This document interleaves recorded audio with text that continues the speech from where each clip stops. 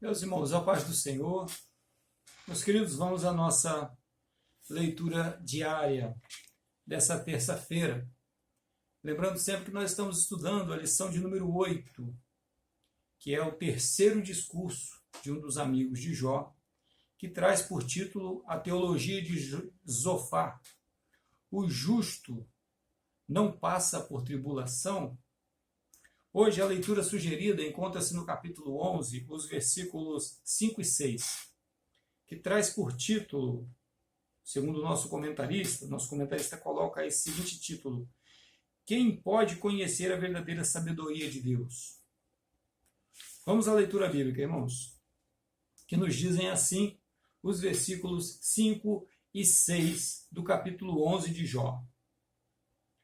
Mas, na verdade, prouvera a Deus que ele fosse e abrisse os seus lábios contra ti, e te fizesse saber os segredos da sabedoria, que é multíplice em eficácia, pelo que sabe que Deus exige de ti menos do que merece a tua iniquidade. Pois bem, irmãos, e aí a pergunta do nosso comentarista é essa: quem pode conhecer a verdadeira sabedoria de Deus?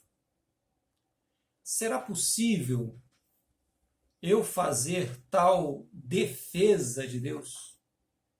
Será que eu tenho o poder de defender Deus? Estaria Deus em um tribunal para que eu precisasse defendê-lo? Sou eu a mão vingadora de Deus contra os pecadores que ofendem a sua santidade? Olhando para a Bíblia, o pouco que a gente estuda, o pouco que a gente conhece, de fato Deus se importa com isso?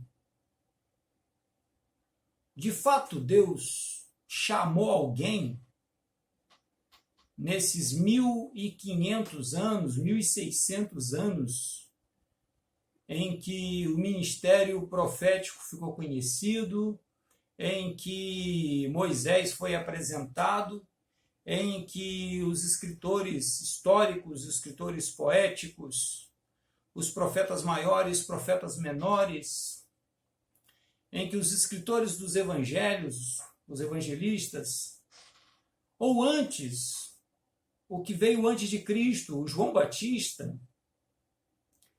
João Batista se sentiu vingador de Deus em algum momento, irmãos? Quando ele gritava raça de víbora, ele falava isso porque essas pessoas viviam ofendendo Deus? Ou será que aquilo era uma manifestação do amor de Deus, chamando a atenção dos pecadores para o arrependimento? E algo específico para aquele lugar, para aquele momento. Paulo, Pedro, João, Tiago, os escritores do Novo Testamento, em algum momento eles tiveram essa missão de serem os que iriam defender a honra de Deus, desses pecadores maléficos que vivem a ofender a santidade de Deus? Para mim, para a leitura que eu faço da Bíblia, para a leitura, para o pouco que eu conheço da Bíblia, não. Desde Moisés até o último escritor, até João, o evangelista, não. Ninguém foi chamado para ser vingador de Deus. Não há esse chamado, não existe esse ministério. Quando nós olharmos os dons ministeriais, nós vamos ver que todos eles, são 5, mas hoje em vigor estão 4, profeta, apóstolo, evangelista, doutor e pastor, não nessa ordem, lógico. O apóstolo não se faz mais necessário.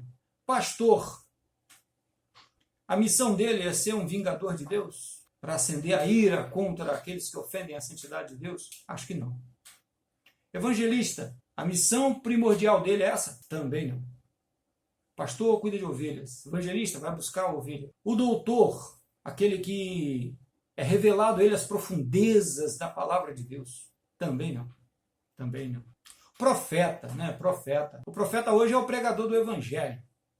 Não é aquele que é usado em dons de profetizar, mas é o que prega a palavra de Deus. Então o pregador da palavra de Deus é que é o vingador de Deus. É esse o objetivo da pregação da palavra? Também não.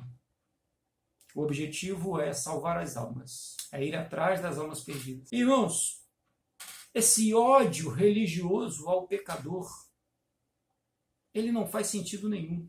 Nenhum, absolutamente nenhum. A loucura, para os irmãos perceberem o quanto isso é insano, isso não é uma coisa particular dos que seguem a Yahvé, dos que seguem ao nosso Deus.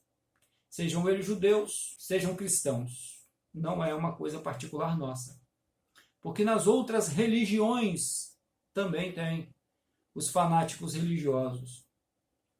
E o fanatismo religioso foi algo que sempre perseguiu o verdadeiro evangelho. O fanatismo religioso, esse crente que não consegue ver o humano, consegue ver apenas o Deus ofendido na perspectiva dele, não na perspectiva de Deus. No olhar dele, no olhar desse crente fanático,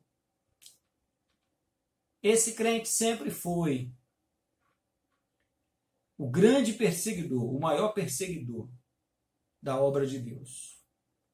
Sempre foram esses fanáticos quem fizeram os homens e as mulheres de Deus, ao longo de toda a história humana, chorarem, sofrerem e morrerem pelo Evangelho.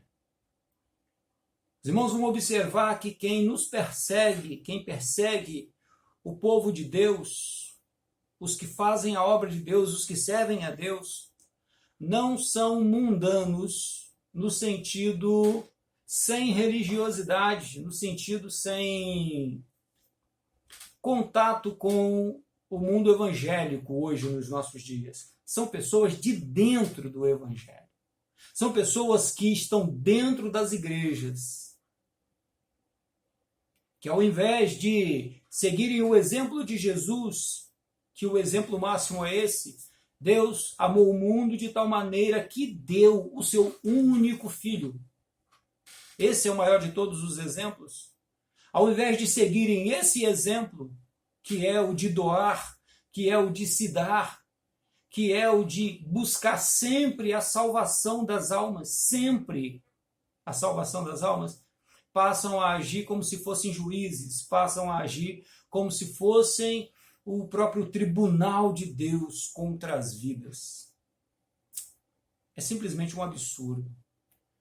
O Sr. Champlin faz uma pequena poesia onde ele diz o seguinte, o título dela é Odium Theologicum, que diz o seguinte: ó Deus, que a carne e o sangue fossem tão baratas que os homens viessem a odiar e matar, que os homens viessem a silvar e decepar os outros com língua de vileza por causa de teologia.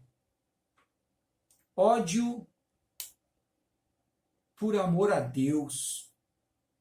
Estranho, né? Deslocado do Evangelho. O Deus que nos manda amar, em algum momento essa pessoa se perde, como foi o caso de Zofar em relação a Jó. Ele deseja que o próprio Deus descesse ali naquela hora e envergonhasse Jó. Porque ele diz, você sabe que Deus ainda pega leve com você. Porque se Deus fosse agir como a sua iniquidade merece, a coisa ficaria bem mais feia para o seu lado. Olha isso. Meus irmãos, que o Evangelho de Cristo seja de fato o nosso caminhar, a nossa luz, aquilo que ilumina nosso dia. Que nós possamos ver com os olhos de Cristo, amar com o coração de Cristo, sentir como Jesus sentia, pregar como Jesus pregava e seguir os passos do nosso Senhor Jesus, para que de fato sejamos nós representantes desse Cristo que ama, que é misericórdia e que é compaixão. Que sejamos nós os seus mensageiros, e não mensageiros do ódio e da religiosidade burra e cega, mas antes do Deus que ama e que estende a sua mão e diz: eu te amo e quero te salvar. Amém? Fiquem em paz, meus irmãos. Tenham um excelente dia e Deus vos abençoe, em nome de Jesus.